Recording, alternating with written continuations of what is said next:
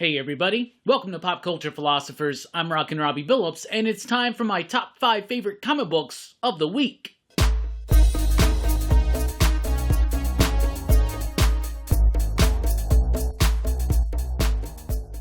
That's right everybody, thanks for checking out the video. I am Rockin Robbie Billups. This is my top 5 favorite comic books of the week. Out of everything for New Comic Book Day this week, these are the ones that to me stood far above and beyond the rest as the best of the week, the creme de la creme, cream of the crop, all those other kind of sayings to get this out of the way. Not a spec list, let's get right into it.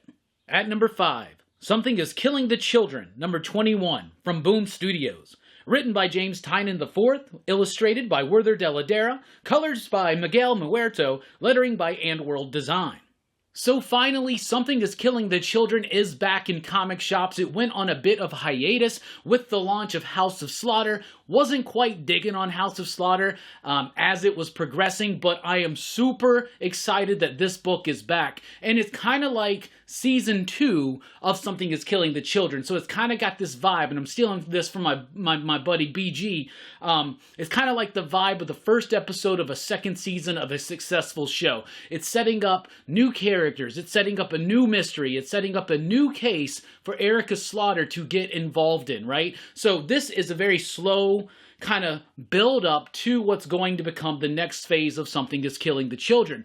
Therefore, it may not be as explosive of an issue as some people may be expecting because of how crazy some of those last several issues were. However, it's a really great establishing issue, starting a completely new story in this world, and when Erica comes in, I'm ready, and I'm ready for more. The artwork looks a bit different, like it's got a little bit of a different style to it, a little bit more, I don't even know how to describe it, but it feels like there's a little bit more line work, a little bit more something put into it that's just slightly different, but still in that vein, in that vibe of what we're used to. Something is Killing the Children is back, and it was definitely worth it.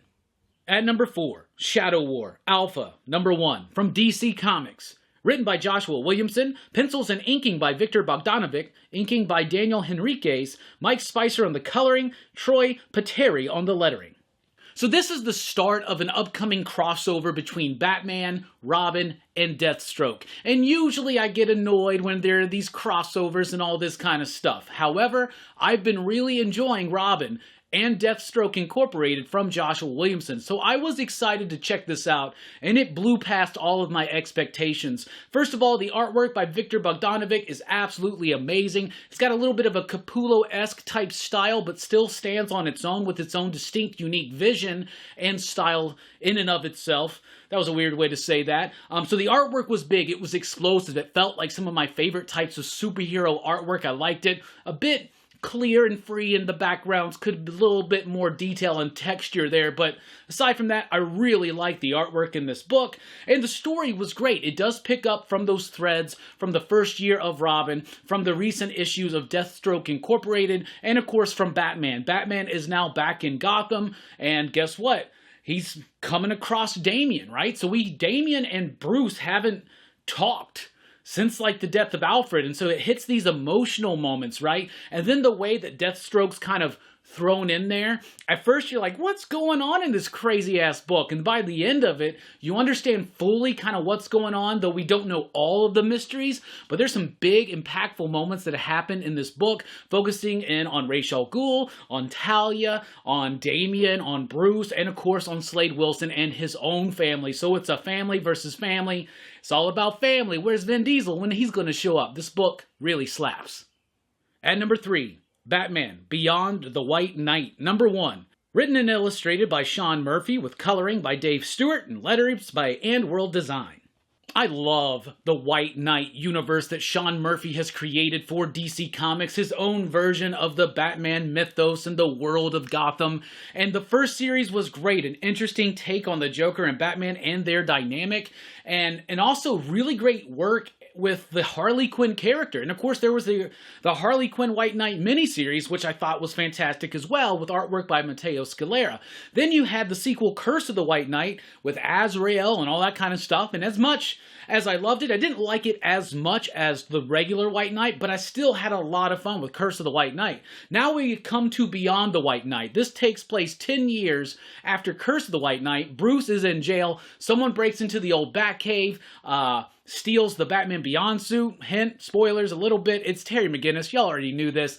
And Sean Murphy, the way that he draws, the way that he's one of the best draftsmen in comics right now. The way he does cityscapes, the way he does vehicles, the way he does his figures. It has a sense of motion, and it still has a sense of weight. So it's anchored, but it's also freely moving, and I absolutely love the book because of that.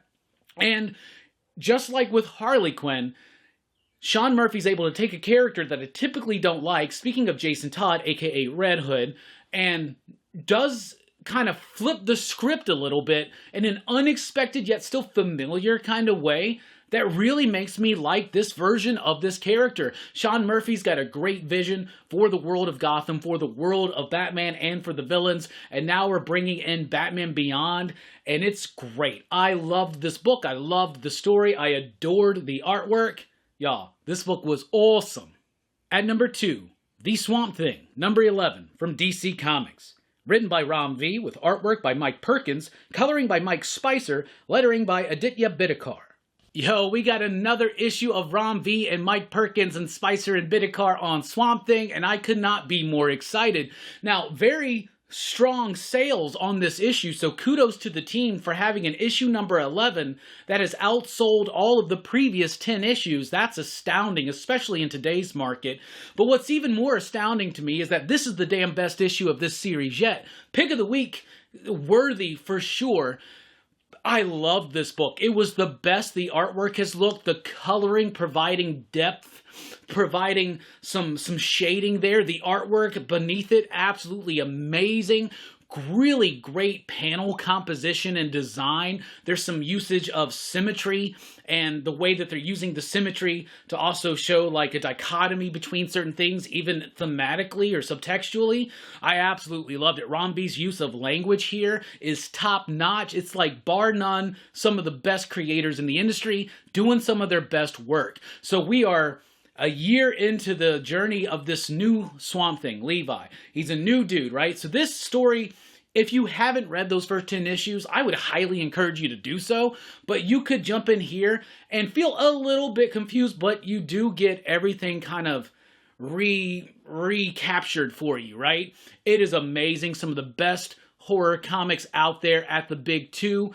Like I said, it's difficult not to obviously try to compare this run to Alan Moore's Swamp Thing run, because it is obviously rooted in that legacy, but it's doing its own thing, not just with a new character, but with a new interpretation on some of these elements, right?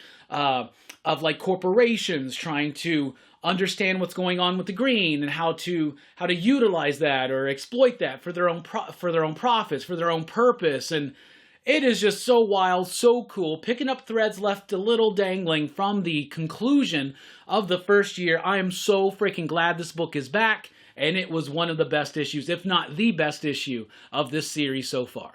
And at number 1, Hulk, Grand Design, Monster by Jim Rugg from Marvel Comics.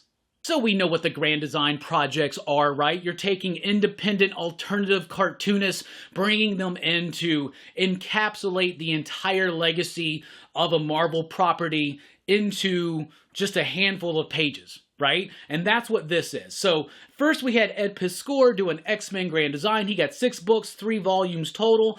And then we had Tom Scioli come in and do Fantastic Four.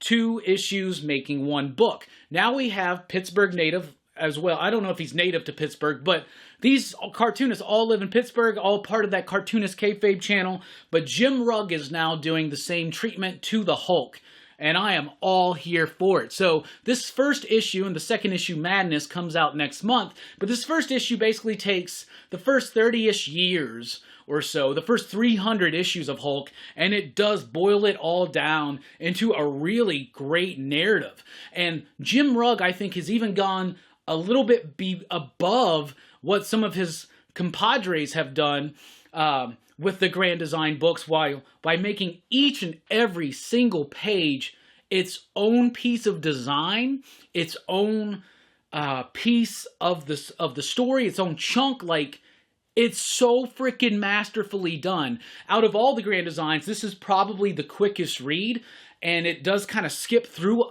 really quickly in things, but I love how it's also referencing outside of continuity type things, like the Hulk being on a Rolling Stones cover, or the animated series, or the television series, and incorporating that. And it's not just, you know, it's not just an encapsulation or a retelling of the Hulk story, but it's a telling of the Hulk story in total, right? In the totality, talking about its impact on pop culture. And each page being a work of art in and of itself, its own sense of design, its own sense of structure, its own sense of style. It's amazing to me. It reminds me of some Daniel Clowes type shit, right? Like the Death Ray. I was getting major Death Ray vibes off of this as far as the way it was composed and designed. And I'm telling you something, Jim Ruck has done far and above and beyond what I was anticipating on this series, and I was super anticipating it. Plus, with all the harshness that Marvel's received critically over the last couple weeks about